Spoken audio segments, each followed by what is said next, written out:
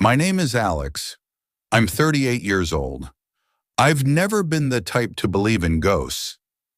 I live in Michigan, work construction, and spend most of my free time watching sports or fixing things around the house. Nothing about my life would make you think I'd end up in a story like this. But I did, and I'm telling it now because I can't keep pretending it didn't happen. It started on a Friday in October. Work had been brutal for months, and I just needed to get away. I found this cabin listing in a local paper. It was strange. No pictures, just a short note. Quiet, isolated cabin near Sturgeon Woods. 1 bedroom, perfect for rest, cash only. I called the number. An old man picked up, said his name was Emmett. No small talk, just directions and a price. $100 for the whole weekend. Seemed too good to be true, but I didn't care. I got there just before sunset. The cabin looked like something out of the 1940s. Weathered wood, no modern touches. It was surrounded by thick trees, the kind that make you feel like you're miles from anyone. The door creaked when I opened it. Inside, it smelled like old books and cedar. 1 bedroom, a fireplace, a tiny kitchen, and a chair by the window. I unpacked, made some coffee, and lit a small fire. It was peaceful at first, but as night fell, the silence turned heavy. You know how sometimes quiet feels too quiet? Like even the bugs and wind are holding their breath? Around 11 p.m., I was sitting in that chair reading when I heard it.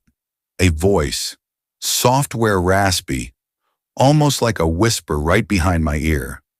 "You came back." I jumped up so fast I knocked over my coffee. I spun around. Nothing there. The fire cracked.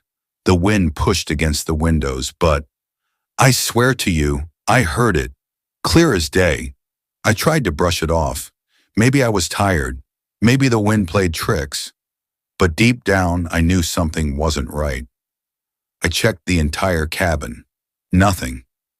Doors locked. No signs of anyone. But when I went back to sit down, the old wooden chair I'd been in was warm, as if someone had just been sitting in it. I didn't sleep that night. The next morning, I told myself I imagined everything. Lack of sleep, maybe the stress. I took a walk in the woods, made breakfast, tried to act normal, but all day I felt watched, like someone was just behind the trees, peering from the shadows. By nightfall, the tension had returned, heavier this time. I sat in the same chair again, almost daring myself. The fire was going, and I stared into it, trying to clear my mind. Then I heard it again. "Why did you leave me here?" I froze. This time it wasn't behind me. It was in the room. The voice came from the dark hallway near the bedroom. I stood up slowly. I should have run, I know that. But something about the voice. It wasn't angry. It sounded sad, hurt. "Who's there?" I called out. No response, just the creak of a floorboard. Then footsteps, slow, deliberate, like someone dragging their feet toward me. My heart pounded in my chest. I backed up against the wall, reaching for the fireplace poker. And then I saw him, a man, pale, dressed in an old flannel shirt and work pants. His eyes were sunken, his skin almost translucent, but he looked real. He stopped a few feet from me. "I waited," he said, "but no one came." I couldn't speak. I felt like my throat was closing. "Who are you?" I finally whispered. He looked at me with such sadness. "My name was Andrew. I lived here, died here, alone." I shook my head. "This isn't possible." Andrew stepped closer. The air around me went cold. "I need someone to talk to, just for a while. Then I can go." It didn't feel like a threat. "I don't know why, but..." I nodded. And that night I sat by the fire and talked to a ghost. We talked for hours.